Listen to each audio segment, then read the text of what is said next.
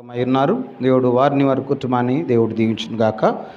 15వ అధ్యాయం మత్తయి సువార్త మనం చదువుకున్న భాగంలో శిష్యులతో యేసయ్య అంటున్నటువంటి మాట 12 వచ్చిన అంతటా ఆయన శిష్యులు వచ్చి పరిసయ్యులు ఆ మాట విని అభ్యంతరపడిరి అని నీకు తెలియనా అని ఆయనను అడుగగా ఆయన పరలోకమందు నా తండ్రి నాటని ప్రతి మొక్క పెళ్ళగింపబడును, వారి జోలికి పోకుడి, వారి గ్రుడ్డివారు అయ్యుండి గ్రుడ్డివారు త్రోవ చూపువారు గ్రుడ్డివారుకు త్రోవ చూపిన ఎడల వారిద్దరూ గుంటలో పడును కదా. చూడండి, ప్రభు అంటున్నాడు, పరిసయ్యుల గురించి ఆయన ప్రస్తావిస్తూ పరిసయ్యుల గురించి ఆయన జ్ఞాపకం చేస్తూ అంటున్నాడు వారు గుడ్డివారు అన్నాడు. ప్లస్ అక్కడ ఒక మాట అన్నాడు, అది చాలా పెద్ద అర్థంతో కూడినటువంటి మాట. ఏమంటున్నాడు అంటే, ఆయన పరలోకమందు నా తండ్రి నాటని ప్రతి మొక్క పెళ్ళగించబడును. నా తండ్రి నాటని ప్రతి మొక్క అంటే ఇక్కడ ఒక రాజ్యాన్ని జ్ఞాపకం చేస్తున్నాడు, ఒక ఆధ్యాత్మికమైనటువంటి వాతావరణాన్ని ఈ యొక్క యేసుక్రీస్తు వారు జ్ఞాపకం చేస్తున్నాడు. అది ఆయన సన్నిధి, ఆయన రాజ్యము, పరలోక రాజ్యాన్ని ప్రభుల వారి భూమిదికి ఆయన తీసుకొని వస్తూ, లేకపోతే పరలోక రాజ్యాన్ని పరిచయం చేస్తూ, ఇదిగో పరలోక రాజ్యం ఎలాగుండాలని కోరుకుంటున్నారని ఆయన వారు అడిగితే చిన్నపిల్లలను చూపించి ఇలాంటి వారిది దేవుని యొక్క రాజ్యం అన్నాడు. దేవుని రాజ్యం సమీపించినది, మారు మనసు పొందని ప్రకటన చేశాడు. అయితే ఇక్కడ పరిసయ్యుల దగ్గరికి వచ్చేసరికి ఈయన అంటున్న మాట ఏంటంటే, నా తండ్రి నాటని ప్రతి మొక్క అంటే నా తండ్రి చేత నాటబడకుండా కూడా దేవుని రాజ్యంలో వీరు సభ్యులుగా పేరును పొందుకున్నటువంటి వారు, నా తండ్రి చేత నాటబడకుండా లేకపోతే నా తండ్రి చేత దేవుని మందిరంలో ఒక మొక్కగా ఎదగకుండా వారికి తమకై తాము ఎదిగినటువంటి పరిస్థితిని గురించి జ్ఞాపకం చేస్తున్నాడు. కారణం ఏంటంటే, వారి ఆధ్యాత్మిక జీవితాన్ని మనం పరిశీలన చేస్తే చాలా లోపాలు ఉన్నాయి, మనకు తెలుసు ఆ పరిస్థితులన్నీ. అయితే ఇక్కడ ప్రభువు జ్ఞాపకం చేస్తుంది ఏంటంటే, నాటని ప్రతి మొక్క ఆ విషయాన్ని జ్ఞాపకం చేశాడు. నాటేది ఏంటంటే 92వ కీర్తనలో కీర్తనకారుడు ఒక మాట అంటాడు. 92వ కీర్తనలో 13వ వచనంలో, యెహోవా మందిరంలో నాటబడిన వారు మన దేవుని ఆవరణంలో వర్ధిల్లుదురు. నాటబడేది దేవుని మందిరంలో. దావీదు భక్తుడు కూడా 52వ కీర్తనలో ఇంకొక మాట కూడా అంటాడు. మీరు చూడండి, 52వ కీర్తనలో కూడా దావీదు భక్తుడు కూడా ఒక మాట అంటాడు. ఏమంటాడు అంటే, నేనైతే దేవుని మందిరంలో పచ్చని ఒలీవ చెట్టు వలె నేను ఉన్నాను, నేను నాటబడ్డాను అని అక్కడ అంటాడు. ఇక్కడేమో పచ్చగా ఉన్నాను అంటాడు. ఇక్కడేమో ప్రభు అంటున్నటువంటి మాట ఏంటంటే, పరిసయ్యుల గురించి నాటలేదు దేవుడు. వారిని దేవుని మందిరంలో లేకపోతే దేవుని యొక్క స్థలంలో, దేవుని యొక్క మందిరావరణంలో వారిని దేవుడు నాటలేదు. మరి ఏమైంది అంటే, దేవుని మందిరాన్ని వారు ఏం చేశారంటే, మీరు చూడండి, ఇప్పుడు మనం ఒకసారి వెనక్కి వెళ్ళి చూస్తే వారి పరిస్థితిని గురించి నేను జ్ఞాపకం చేస్తున్నా. అంటే పరిసయ్యుల యొక్క జీవిత విధానాన్ని ప్రభువే జ్ఞాపకం చేసినటువంటి పరిస్థితులు, వచనాలు మీకు జ్ఞాపకం చేస్తున్నా. మత్తయి సువార్త 11వ అధ్యాయము 11, 12 వచనాలు మనం చూస్తే, స్త్రీ కనిన వారిలో బాప్టిస్మ్ ఇచ్చి యోహాను కంటే గొప్పవాడు పుట్టలేదని నిశ్చయంగా మీతో చెప్పుచున్నాను. ఆయన పరలోక రాజ్యము అల్పుడైన వాడు అతని కంటే గొప్పవాడు. బాప్టిస్మ్ ఇచ్చి యోహాను దినములు మొదలుకొని ఇప్పటి వరకు పరలోక రాజ్యము బలాత్కారముగా పట్టబడుచున్నది, బలాత్కారులు దాన్ని ఆక్రమించుకొనుచున్నారు. చూడండి, ఎవరు ఆక్రమించుకుంటున్నారంట అంటే, బలాత్కారులు ఆక్రమించుకుంటున్నారు. అంటే ఎటువంటి బలాత్కారులు వీరు? ఎటువంటి బలాత్కారులు వీరు అంటే, నేను ఒకసారి మీకు జ్ఞాపకం చేశాను. ఆమోసు గ్రంథం 4వ అధ్యాయంలో ఆమోసు గారు ఇజ్రాయేలీని తిడుతూ ఒక మాట అంటాడు. మొదటి వచనంలో, షామ్రోను పర్వతం మీదను బాషాను ఆవులారా, దరిద్రులను బాధపెట్టు బీదలను నలగొట్టువార్లారా. వీళ్ళు ఎవరు అంటే, షామ్రోను అనే ప్రదేశంలో, దేవుని సన్నిధి అనే ప్రదేశంలో బలపరచబడి వాళ్ళు ఎలాగ ఉన్నారు అంటే, వారు బలిసినటువంటి పరిస్థితుల్లో ఉంటూ వారు పేదలను, దరిద్రులను బాధ పెట్టేటువంటి మనస్సాక్షి కలిగిన వారు. బలాత్కారము. నువ్వు దేవుని రాజ్యంలోకి ప్రవేశించావు, దేవుని రాజ్యంలో సభ్యుడిగా చేర్చబడ్డావు, వాస్తవమే. దేవుని రాజ్యంలో సభ్యుడిగా చేర్చబడిన తర్వాత అక్కడ బలాత్కారము జరుగుతుంది. యేసయ్య జ్ఞాపకం చేసి, బలాత్కారము జరుగుతుంది. బలాత్కారం అంటే ఒకరిని దోచుకోవడం, ఒకరి పైన పడి వాడి సొత్తుని, వాడి సొమ్ముని, వానుకున్న సమస్తమును దోచుకోవడం. దేవుని సన్నిధి బలాత్కారంతో నింపబడుతుంది. అందుకే యేసయ్య దేవాలయంలో ప్రవేశించినప్పుడు దేవాలయ క్రయ విక్రయము చేయి వారిని కొరడా తీసుకొని కొట్టి దేవుని మందిరము, ప్రార్థనా మందిరం అనబడును అని వారందరిని శుద్ధి చేశాడు యేసయ్య. కారణం ఏంటంటే ధనం కోసం దేవుని మందిరాన్ని వ్యాపారపు ఇల్లుగా మార్చేశారు. బలాత్కారము జరుగుతుంది. యేసుక్రీస్తు కాలము నాటికి, అనగా బాప్టిజం ఇచ్చి యోహాను దినములు మొదలుకొని యేసుక్రీస్తు ప్రభువారు పరిచర్యలో వచ్చినటువంటి దినం వరకు బలాత్కారులు దాన్ని ఆక్రమించుకున్నారు. ఎలాగంటే నాది నాది నేను. ప్రియమైన దేవుని బిడలారా, వారిని దేవుడు నాటలే, వారికే వారు చొరబడ్డారు. దేవుడు వారిని తీసుకొచ్చి పెట్టలే, వారికే వేరు బలాత్కారంగా వచ్చారు. సరే, బలాత్కారంగా వచ్చిన వారు ఏమైనా మార్పు చెందుతున్నారంటే లేదు, మార్పు లేదు. ఏమైనా మార్పు ఉందంటే మార్పు లేదు. అందుకే సామెతల గ్రంథకర్త అంటాడు 14:12 సామెతల గ్రంథం ఒకని ఎదుట, చూడండి ఒకసారి ఆ మాట మీరు చూడండి. ఆ సామెతల గ్రంథము 14:12 సామెతల గ్రంథకర్త సొలొమోను భక్తుడు జ్ఞాపకం చేస్తూ అంటాడు, ఒకని ఎదుట సరైన మార్గం కనపడును, అయితే తుదకది మరణమునకు నడిపించను. ఒక ఎదుట బాగానే ఉంటుంది. నువ్వు దేవుని మందిరంలోకి వెళ్ళినప్పుడు బలాత్కారం జరిగిస్తున్నప్పుడు బాగానే ఉంటుంది. నీ బలాత్కార శక్తులు బాగానే ఉంటాయి, నువ్వు చేసే పనులు బాగుంటాయి, నువ్వు చేసే ప్రతి విషయం బాగానే ఉంటుంది. వండర్ఫుల్. నీకు నువ్వు బలపరుచుకోగలవు. పరిసయ్యులు అలాగే చేస్తున్నారు. విధవరాండ్ల ఇండ్లను దోచుకుంటూ, విధవరాల సొమ్ముని దోచుకుంటూ, దిగమింగుచు, ఎటువంటి, అనగా లూకా సువార్తలో ఉంది. నా మాటలు కాదండి, ఒకవేళ నా మాటలు అనుకొని మీరు నన్ను ఏమైనా నన్ను తిట్టుకుంటారేమో. 20వ అధ్యాయంలో ఉంది ఈ మాటలు, మీరు చూడండి ఒకసారి. 19వ అధ్యాయం 20వ అధ్యాయంలో ఈ యొక్క లూకా సువార్తికుడు రాశాడు. ఏమని రాశాడు? ప్రజలందరూ వినుచుండగా ఆయన ఇట్లాని శాస్త్రుల గురించి జాగ్రత్త పడి వారు నిలువు టంగీలు ధరించుకొని తిరుగుచున్నారు. వారు సంత వీధుల్లో వందనములు చేయించుకుందరు. అగ్రపీఠంలో వారు విందులు అగ్రస్థానంలో కోరుకుందరు. వారు విధవరాండ్ర ఇండ్లను దిగమింగుచు మాయా వేషము వేసుకొని దీర్ఘ ప్రార్థనలు చేస్తారంట. ఇది బలాత్కారులు చేసే పని. మొదట వారికి బాగానే ఉంటుంది, మొదట నీకు బాగానే ఉంటుంది, నీ దృష్టికి ఇది సరి అయినది, ఇది మంచిది. బలాత్కారం జరిగించేటువంటి మనుషుల యొక్క ఆధ్యాత్మిక జీవితం ఎలా ఉంటుందంటే, నేను చేసేది కరెక్ట్, ఎవడు చెప్పేది లేదు, నేనే హీరో. ఈరోజు సంఘాలు ఎందుకు ఈరోజు ఇబ్బంది పడుతున్నాయి అంటే ఇందుకే కారణం. నువ్వు దేవుని మందిరానికి వచ్చి దేవుడు ఏమి కోరుకున్నాడు అంటే, దేవుని చిత్త ప్రకారం నడుచుకోవడానికి దేవుని యొక్క అధికారం క్రిందకు నువ్వు రావాలి. నువ్వు దేవుని అధికారం తీసుకొని వచ్చి నేను అధికారం అని చెప్పుకుంటున్నావు. ఇది దేవునికి ఇష్టం లేనిది. ఈ పరిసయ్యులు శాస్త్రులు కూడా అదే పని ఇక్కడ చేస్తున్నారు. పరిసయ్యులు శాస్త్రులు అదే పని చేస్తున్నారు. అదే పని చేయడంలో ఎంత నిమగ్నమై ఉన్నారు అంటే అంత నిమగ్నమై ఉన్నారు. వారు బలాత్కారమును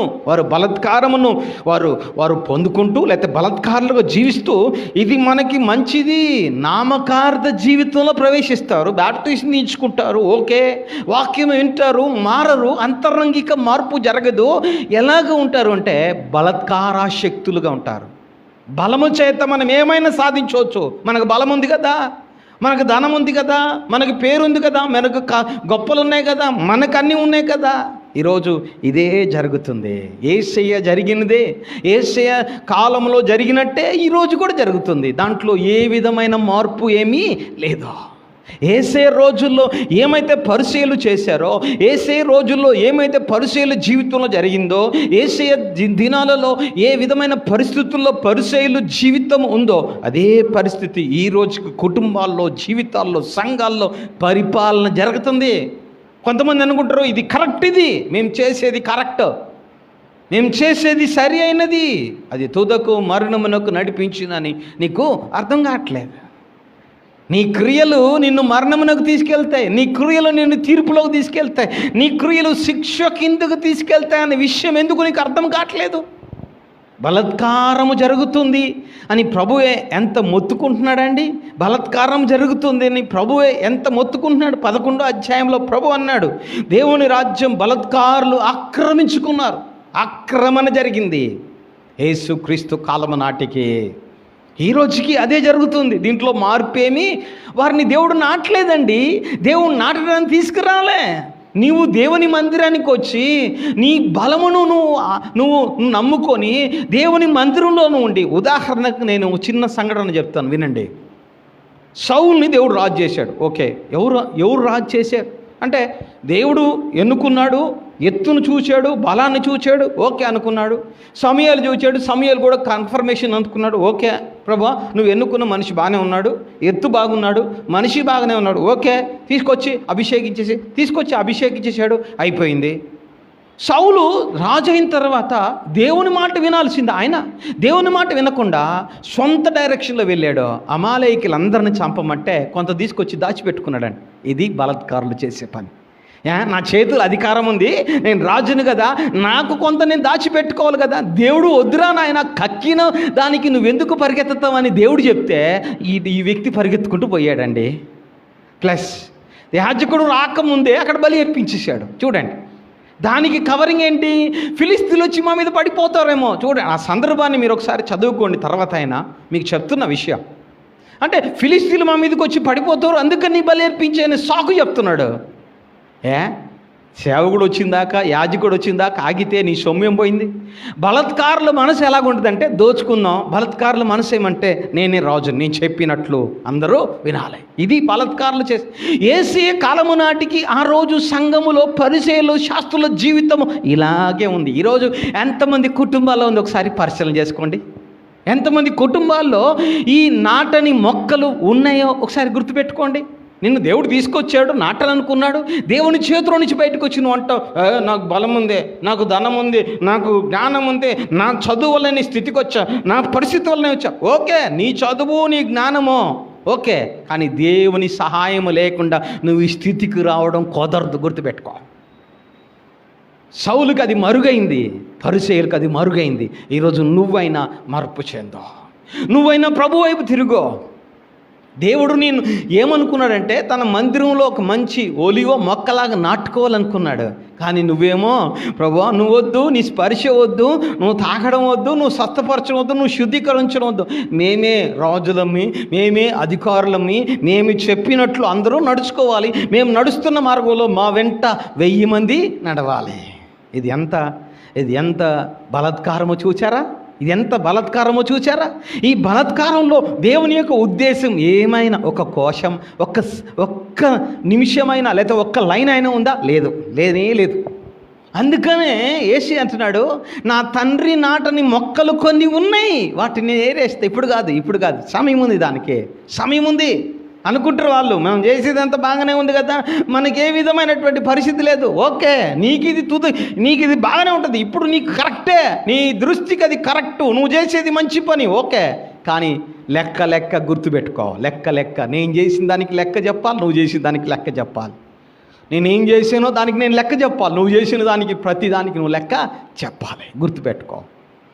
రెండోది ప్రభు అన్నాడు రెండోది 7వ అధ్యాయంలో, మత్తయి సువార్త 7వ అధ్యాయంలో 7వ అధ్యాయము 20వ వచనం నుంచి మనం చూస్తే, కాబట్టి మీరు వారి ఫలమును బట్టి తెలుసుకుందురు. 21వ వచనం, ప్రభు అని పిలుచు ప్రతివాడు పరలోక రాజ్యం ప్రవేశింపడు, కానీ పరలోకమందు నా తండ్రి చిత్తము చేయువాడు ప్రతివాడు ఆ దినమున అనేకులు నన్ను చూచి, ప్రభువా మేము ఇలాగ చేసాము, మేము అలాగ చేసాము, నీ నామంలో స్వస్థపరిచాము, అద్భుతాలు చేసాము, వేషధారులారా నేను మిమ్మల్ని ఎరగను అని ప్రభు అన్నాడు.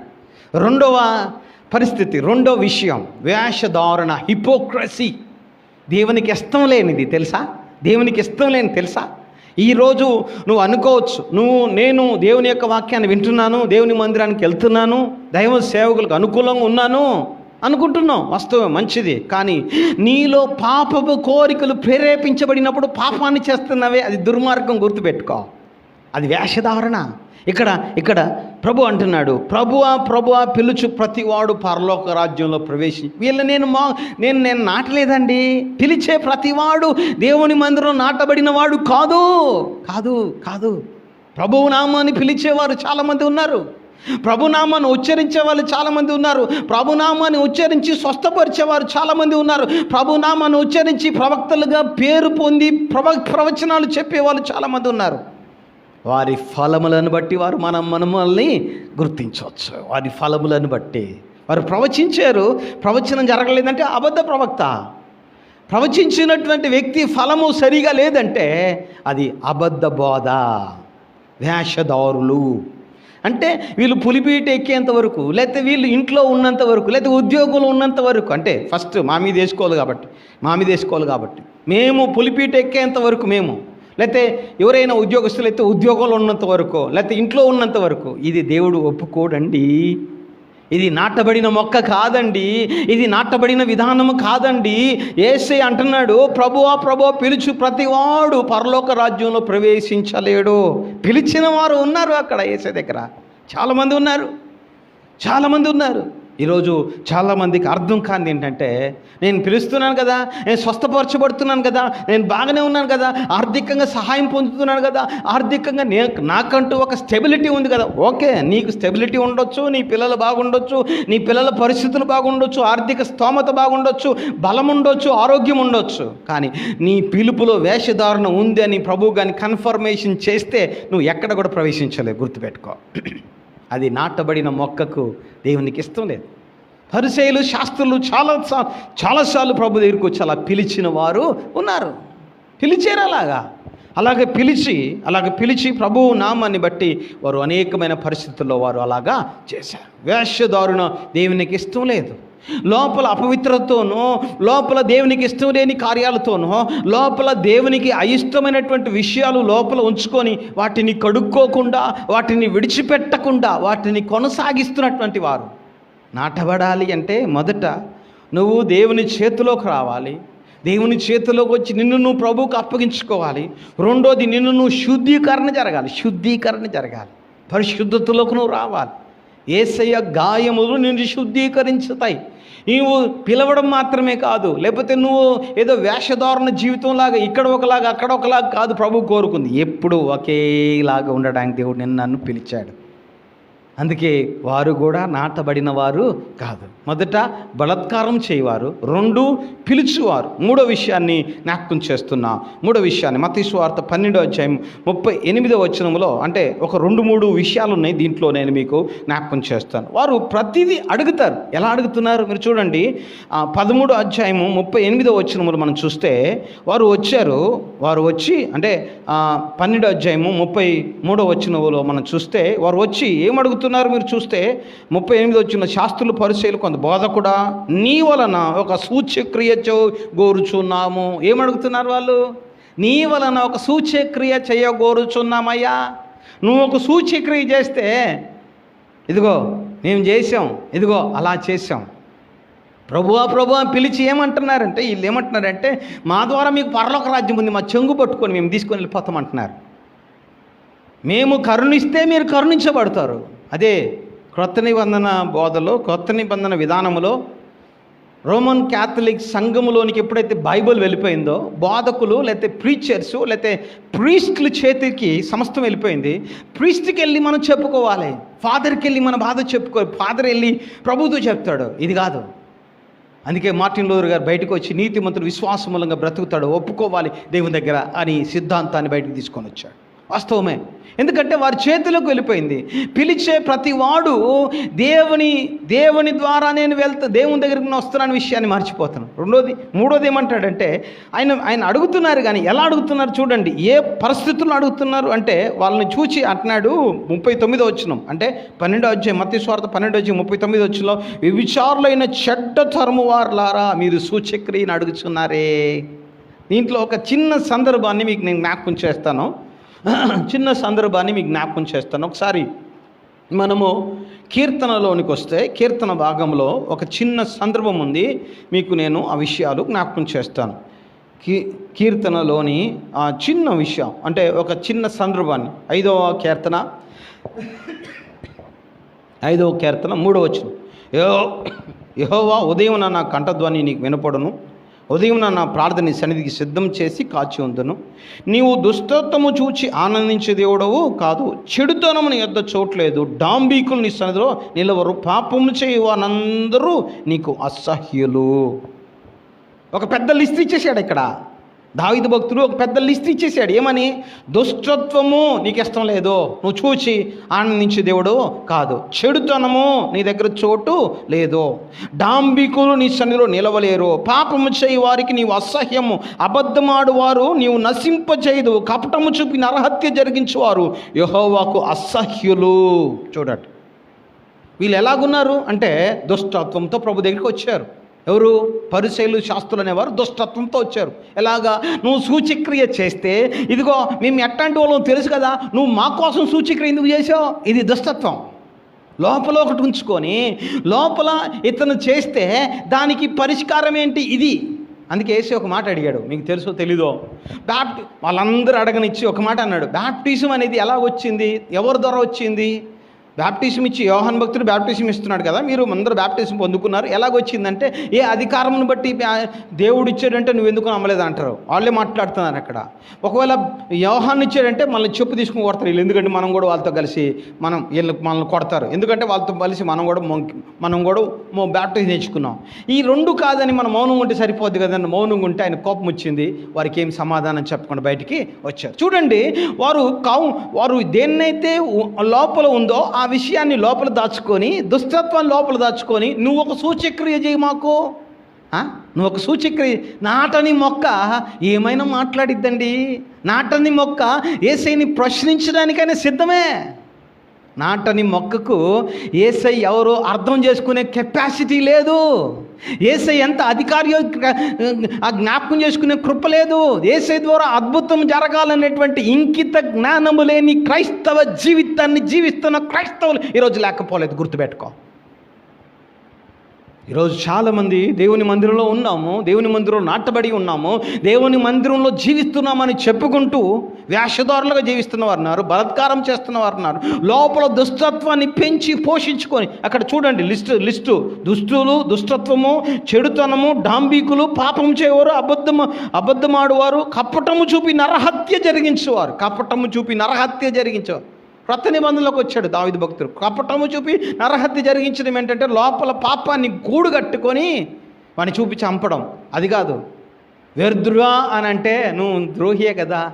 యేసే కొత్త నిబంధనలు అన్నాడు. చూడండి ఒకసారి ఈ మాట ఆయన అన్నాడు. ఈ మాట ఈయన క్రొత్త నిబంధనలో ప్రభు అన్న మాట ఆయన ఎప్పుడు అన్నాడు అంటే, చూడండి ఒకసారి యేసుక్రీస్తు వారు అన్న మాట ఆయన పాత నిబంధనలో అన్నాడు. చూడండి 21వ వచనం, అంటే 5వ అధ్యాయం మత్తయి సువార్త 21వ వచనంలో, నరహత్య చేయవద్దు, నరహత్య చేయవాడు విమర్శకులో నగును. పూర్వం చెప్పబడిన మాట మీరు విన్నారు కదా. నేను మీతో చెప్పున్నది ఏమనగా, తన సహోదరుని మీద కోప్పడు ప్రతివాడు విమర్శకులో నగును, తన సహోదరుని చూచి వ్యర్థుడు అని చెప్పువాడు మహాసభకులోగునవును, ద్రోహి అని చెప్పువాడు నరకాగ్నికి లోనగను. చూచారా ఆయన ఏమంటున్నాడు అక్కడ? చూడండి 5వ కీర్తనలో ఆయన అన్న మాట మీరు ఒకసారి చూస్తే 5వ కీర్తనలో ఎంత స్పష్టంగా జ్ఞాపకం చేశాడండి దావీదు భక్తుడు. 5వ కీర్తనలో ఏమంటున్నాడు అంటే, 5వ కీర్తన, అబద్ధము డాంబికులు నిలవరు, పాపం చేయవారు నీకు అసహ్యులు, అబద్ధమాడు వారు నీవు నశింపజే, కపటము చూపి నరహత్య జరిగించేవారు. నోటితో అయినా ద్రోహి అన్న నేను నరహత్య చేసినట్టే కదా, అప్పుడే అన్నాడు ఆయన మాట. ఇప్పుడు అనడం కాదు, యేసయ్య నేను ఎరిగినవాడుగా అప్పుడే అన్నాడు. వాస్తవమే. ఆ రోజు పరిసయ్యులు, శాస్త్రుల జీవితాలు కూడా అలాగే ఉన్నాయి. ఏ మాత్రం మార్పు లేదు. ఈరోజు సంఘాలు ఎందుకు ఇబ్బంది పడుతున్నాయి? ఎందుకు యేసుక్రీస్తు ప్రభువు యొక్క నామాన్ని ఇతరులు ఎందుకు దూషిస్తున్నారు? అన్యజనులు ఎందుకు దూషిస్తున్నారు? మనల్ని బట్టి. నాటని ప్రతి మొక్క వచ్చారు. మీరు మార్పు చెందారా అంటే మార్పు లేదు. మార్పు లేని జీవితం. రేపు ఎత్తబడే వారి గుంపులో బుద్ధి లేని వారిగా బయట ఉండడం తప్ప లోపలికి వచ్చే విధానం ఎవరికి లేదా? కారణం ఏంటంటే, మేము అయ్యా కొట్టు దగ్గరికి వెళ్ళాం, నూనె కొనుక్కోవడానికి వెళ్ళాం, బుద్ధి లేని మాటలు చెప్తారు. ప్రభువా మేము ఇంకా బ్యాప్టిజం తెచ్చుకోలే, మేము ఇంకా అక్కడికి వెళ్ళలే, మేము ఇంకా సహవాసంలోకి రాలే, మేము మా పాపాలు ఒప్పుకోలే, మేము ఇంకా దుప్పటేసుకొని ప్రార్థన చేయలే. ఎన్ని సాకులు చెప్తారు. సాకులు చెప్పేవాళ్ళు చాలామంది రేపు వస్తారు. గుర్తుపెట్టుకోండి. సాకులు చెప్పే జాబితాలో నువ్వు ఉన్నావంటే నువ్వు ఇంకా బలాత్కారివి. గుర్తుపెట్టుకో. నువ్వు ఇంకా నాటని మొక్కవి. గుర్తుపెట్టుకో. బలాత్కారము చేయవారు దేవునికి అయిష్టులు. బలాత్కారముతో, వేషధారణతో నింపబడి దేవునికి అయిష్టమైన కార్యాలు చేసేవారు దేవునికి అయిష్టులు. మూడోది, వారు నోటితో అడుగుతున్నారు కానీ లోపల దుష్టత్వాన్ని పెంచి పోషిస్తున్న పరిసయ్యుల జీవితము. మరి నాటిన మొక్క ఏంటి అంటే 92వ కీర్తన మనం చదువుకున్నాం. 92వ కీర్తనలో ఆయన కీర్తనకారుడు ఏమంటాడంటే, నీతిమంతులు ఖర్జూర వృక్షం వలె మూవెదరు, లెబనోను మీద దేవదారు. 12వ వచనం 92వ సంకీర్తన. నీతిమంతులు ఖర్జూర వృక్షం వలె మూవెదరు, లెబనోను మీద దేవదారు వృక్షంలో వారు ఎదుగుదురు. వారు దేవుని యెహోవా మందిరం నాటబడిన వారు మన దేవుని ఆవరణములో వర్ధిల్లుదురు. నీతిమంతులు. నీతి అంటే యేసయ్య రక్తంలో కడగబడ్డమే నీతి. ఇంతకంటే నీతి ఏముంది? యేసయ్య నా పాపములు క్షమించు, నేను బలాత్కార ఆసక్తిగా ఉన్నాను, నేను వేషధారిగా జీవిస్తున్నాను, లోపల ఒకటి ఉంచుకొని బయటికి ఒకటి కక్కుతున్నానయ్యా, నా ఎదుటది సరిగా ఉంది, ఇప్పుడు నేను ఒప్పుకొని విడిచిపెడతానయ్యా, నీ నీతి నా మీదకి వచ్చి నీ పరిశుద్ధమైన రక్తం నా మీద ప్రోక్షించి నన్ను నీతిమంతునిగా చేయి ప్రభు. అడుగు, నోరు తెరిచి. నీ పాపములు దేవుని దగ్గర ఒప్పుకో, నీ అపవిత్రత దేవుని దగ్గర ఒప్పుకో, నీ దుష్టత్వం దేవుని దగ్గర ఒప్పుకో, నీ బలాత్కారము దేవుని దగ్గర ఒప్పుకో, నీ వేషధారణ దేవుని దగ్గర ఒప్పుకో, నీ అపవిత్రమైన కార్యాలు దేవుని దగ్గర ఒప్పుకో. ఒప్పుకో ఒప్పుకో ఒప్పుకో ఒప్పుకుంటే నువ్వు ధన్యుడివే. నీతిమంతులు అని పిలవడానికి గల కారణం ఏంటంటే యేసు రక్తంలో, రోమపత్రిక 3వ అధ్యాయం ప్రకారం నీతిమంతులు యేసు రక్తంలో కడగబడిన వారు నీతిమంతులు అని జాబితాలు ఉన్నాయి. గుర్తుపెట్టుకో, యేసయ్య రక్తంలో కడగబడితే తప్ప నువ్వు నేను నీతిమంతులు అవ్వము. నువ్వు నేను దేవుని మందిరంలో ప్రవేశించాం, బాప్టిజం నేర్చుకున్నాం, బలాత్కారం చేస్తున్నావేమో, లేకపోతే వేషధారణ జీవితంతో ఉన్నావేమో, నువ్వు లోపల ఒకటి ఉంచుకొని బయటికి ఒక కక్కుతున్నావేమో. ఒకటి గుర్తుపెట్టుకో, తీర్పు రోజు అన్నీ దేవుని దగ్గరికి వచ్చి నిలబడతాయి. అయ్యా, నన్ను ఈ వ్యక్తి అక్కడ కూర్చొని ఇలాగ ఆలోచన చేశాడయ్యా, నీ కింద ఉన్న ధూళి, నువ్వు కూర్చున్న కుర్చీ అయినా, ధూళి అయినా, బల్ల అయినా, బండ అయినా, ఏదైనా సాక్ష్యం చెప్తుంది. గుర్తుపెట్టుకో, ఎందుకంటే సాక్షిగా వాటిని నిలబెడతాడు రేపు దేవుడు. మోషేతో దావీదుతో దేవుడు ప్రమాణం చేశాడు. ఏమని ప్రమాణం? 89వ కీర్తనలో నేను నిన్నటి నుంచి నేను ధ్యానం చేస్తున్నా. ఏమని ప్రమాణం చేశాడు? నా కృప నిత్యం అతనితో ఉంటుంది. సాక్ష్యం ఏం పెట్టాడు తెలుసా? సూర్యుని చంద్రుని పెట్టాడు. చూడండి ఒకసారి 89వ కీర్తన 35, 36 వచనాలు. అతని సంతానం శాశ్వతముగా ఉండుననియు, అతని సింహాసనం సూర్యుడు ఉన్నంతకాలం ఉండునని నా సన్నిధిలో ఉండును, చంద్రుడు ఉన్నంతకాలం అతను నిలుచుననియు. మింట నుండి సాక్షి. చూడండి, సాక్షిగా దేన్ని వాడుకున్నాడు దేవుడు అంటే సూర్యుని వాడు. రేపు నీ మీద ఏ సాక్షిగా వచ్చి నిలబడుతుందో, నువ్వు ఏమేమి దుర్మార్గమైన పనులు చేసేవో అన్నీ వచ్చి సాక్ష్యం చెప్తాయి. అంతే. నువ్వు చేసిన ప్రతి ఆలోచన, నువ్వు చూపిన ప్రతిదీ దేవుని దగ్గరికి వచ్చి నిలబడి, అయ్యా ఇతను నాటబడలేదయ్యా, ఇది పెళ్ళగించబడే మొక్క ప్రభువా. నాటబడడానికి ఈరోజే మంచి అవకాశం, ఈరోజే మంచి జీవితం. నువ్వు ఎలాగ ఉన్నా సరే ప్రభువా, నా పాపములు క్షమించయ్యా, ప్రభువా నా అపవిత్రత నుండి నన్ను విడిపించయ్యా, నేను దోషినయ్యా, నేను పాపంలో పడిపోయానయ్యా, పాపము చేత నేను ప్రేరేపించబడ్డానయ్యా, పాపము నన్ను మొరలు కొల్పిందయ్యా, పాపములో నా జీవితం మగ్గిపోతుంది, పాపము నుండి నన్ను విడిపించు ప్రభు అని దేవుని దగ్గరికి వచ్చి నీ పాపములు ఒప్పుకొని దేవునితో సమాధాన పడ్డానికి ఇష్టపడితే ప్రభు నిన్ను ఆహ్వానిస్తున్నాడు ప్రేమతో. ఎందుకో తెలుసా? ఆయన మందిరం నిన్ను నాటుకోవాలని.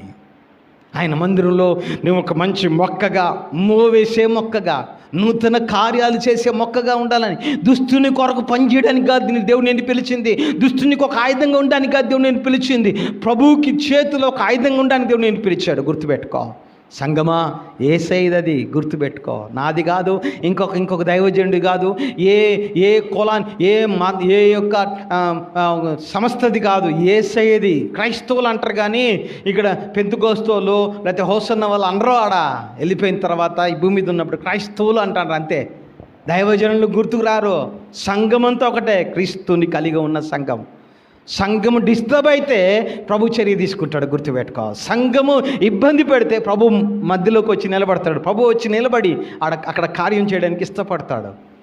అందుకనే నాటని ప్రతి మొక్కను ఆయన పెళ్ళగిస్తాడంట. నువ్వు నాటబడకుండా ఇలాంటి విషయాలు నీలో ఉంటే నువ్వు నాటబడలేదు. ఇప్పుడే ఒప్పుకొని విడిచిపెట్టు. దేవా నేను పాపిని ప్రభు, నన్ను కనికరించు. 52వ కీర్తనలో దావీదు భక్తుడు అన్నమాట. 52వ కీర్తనలో దావీదు భక్తుడు అన్నమాట, నేనైతే పచ్చని ఓలేవ మొక్క వలె దేవుని సన్నిధిలో నేను ఉన్నాను. 52వ కీర్తనలో దావీదు భక్తుడు అన్నటువంటి ఆ మాట మీరు చూస్తే ఆయన, నేనైతే దేవుని మందిరంలో పచ్చని ఒలివ చెట్టు వలె నిత్యము దేవుని కృపయందు నేను నమ్మిక ఉంచాను. దేవుని మందిరంలో నేను నాటబడ్డాను, పచ్చగా ఉన్నాను, నమ్మిక ఉంచి ఉన్నాను. నన్ను కడిగాడు దేవుడు, శుద్ధీకరించాడో, నేను దేవుని యందు మాత్రమే నమ్మిక ఉంచిన. నా ధనం మీద నేను నమ్ముకోలే, నా బలం మీద నేను నమ్ముకోలే, నా శక్తి మీద నేను నమ్ముకోలే, దుష్ట స్వభావమైన సాతానుడితో నేను చేయగలపలే. నా దేవునితో నేను సంబంధం కలిగి ప్రభు కొరకు జీవించే బిడ్డగా ఉండడానికి నేను ఇష్టపడుతున్నా. ఇలాంటి జీవితం ప్రభు కోరుకుంటున్నాడు బిడ్డ. ఇలాంటి పరిస్థితి దేవుడు కోరుకుంటున్నాడు. దేవుని మందిరం నాటబడిన మొక్కగా నీవు నేను ఉండాలని, పచ్చగా ఉండాలి అని, ప్రభువు చేత శుద్ధీకరించబడాలి అని, ఆ మొక్క ఎప్పుడు ఫలించాలని. క్రొత్త నిబంధనలు ప్రభు అన్నాడు, నేనే నిజమైన ద్రాక్షవల్లి, నా యందు నిలిచి ఉండువాడు, నా యందు నిలిచి ఉండువాడు బహుగా ఫలించను. బహుగా ఫలించు. ఎవరి కొరకు ఫలించాలి? ప్రభు కొరకు ఫలించాలి. ప్రభు యొక్క రాకడ కొరకు ఫలించాలి. ప్రభు యొక్క సంఘము కొరకు ఫలించాలి. ప్రభు కొరకున్న యొక్క కుటుంబం కొరకు ఫలించాలి. దేని కొరకు నువ్వు ఫలిస్తున్నావు? దుష్టుని కొరకు ఫలిస్తున్నావా? గుర్తుపెట్టుకో, దుష్టుని కొరకు దేవుడు నేను పిలవలే. దుష్టుని కార్యాలు చేయడానికి దేవుడు నేను పిలవలే. దుష్టుని కార్యాల్లో ఆసక్తుడై ఉండడానికి దేవుడు నేను పిలవలే.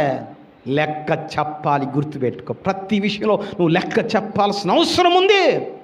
నువ్వు అనుకుంటున్నావేమో, ఈరోజు నాకు గడిచిపోతుంది, ఈరోజు నాకు బాగానే ఉంది. నీకు బాగానే ఉంటుంది, అది మొదట బాగానే ఉంటుంది, అది సరిగానే ఉంటుంది. తోదొక్క అది మరణమునకు నిన్ను నడిపిస్తుంది. ఏది డిస్టర్బ్ అయినా దేవుడు ఊరుకుంటాడు, కానీ సంఘాన్ని డిస్టర్బ్ చేస్తే దేవుడు ఊరుకోడు. గుర్తుపెట్టుకో. ఇప్పటికైనా నువ్వు మార్పు చెంది నీ పాపం ఒప్పుకొని, ప్రభువా నేను నీతిమంతుల జాబితాలో ఉండడానికి నాకు సహాయం చేయి. నేను నాయన బలాత్కారాల ఆసక్తిగా ఉండకుండా, నేను వేషధారంతో ఉండకుండా, దుష్టత్వం ఉండకుండా, మంచి స్వభావంతో నా బ్రతుకుని మార్చుకొని నీకు ఇష్టడుగా బ్రతుకుతూ నీ యందు నమ్మిక వచ్చి నీలో నిలిచి ఉండి నీ బిడ్డగా ఫలించే కృపను నాకు దయచేటి కృప మనకిని, వీరిన ప్రతి బిడ్డకిని, మన సంఘాలకి దేవుడు దయచేసి ఆశీర్వదించునుగాక. ప్రార్థన చేసుకుందాం, ప్రభు చూద్దాం. మహోన్నతుడివైన మా పరలోకపు ప్రియమైన తండ్రి, నీకు వందనాలు. నాటని మొక్కను గురించి మీరు జ్ఞాపకం చేశారు. ఈరోజు ధ్యానంలో నన్ను నడిపించిన భాగం కొరకు నీకు మహిమ ప్రభువా. నీకే మహిమ చెల్లిస్తున్నాం. మంచి విషయాలు నాకు నేర్పించే ప్రభా. నాలో ఏమైనా ప్రభా దుష్టత్వం ఉంటే నన్ను క్షమించండి. నాలో ఏమైనా నీకు ఆయాసకరమైన క్రియలు ఉంటే నన్ను క్షమించండి.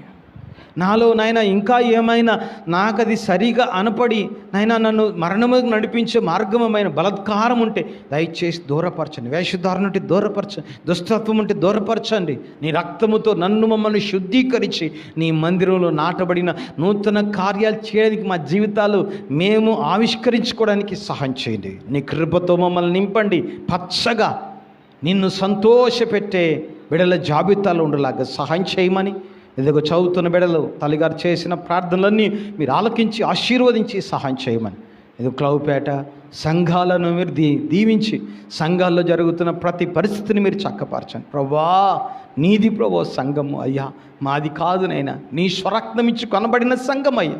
మీరు జ్ఞాపకం చేసుకొని దీవించి నీ పరిశుద్ధమైన రక్తముతో కడిగి ప్రతి విధమైన సాతాను కార్యాలు లయపరచమని సహాయం చేయమని, నీకే సమస్త మహిమ ఘనత వినామానికి చెల్లిస్తావు. యేసుక్రీస్తు నామములో అడిగి వేడుకున్నాం తండ్రి, ఆమేన్. పరలోకమందున్న మా తండ్రి, నీ నామం పరిశుద్ధపరచబడును గాక, నీ రాజ్యం మాకు వచ్చును గాక, నీ చిత్తం పరలోకమందు నెరవేర్చబడినట్లు భూమి అందు నెరవేరును గాక. మాకు కావలసిన దిన ఆహారం దయచేయి. మరణస్థులు క్షమించిన ప్రకారం మరణమును క్షమించు. ఆ మనుషోధులే కాకి నుండి తప్పించు. ఎందుకంటే రాజ్యం బలం మహిమ నిరంతరం నీవెన్నావు తండ్రి, ఆమేన్. మన పరమ దేవుని ప్రేమయు కుమారుడైన యేసుక్రీస్తు యొక్క కృపయు పరిశుద్ధాత్మదేవుని కన్నా సహవాసం ఇక్కడ కూడిన ప్రతి ఒక్కరికి దేవుని వాక్యం విని తమ జీవితాలు సరిచేసుకోవడానికి ఇష్టపడిన ప్రతి ఒక్కరిని ఆశీర్వదించి తన సన్నిధికాన్ని తొడుగుంచి దీవించును గాక, ఆమేన్.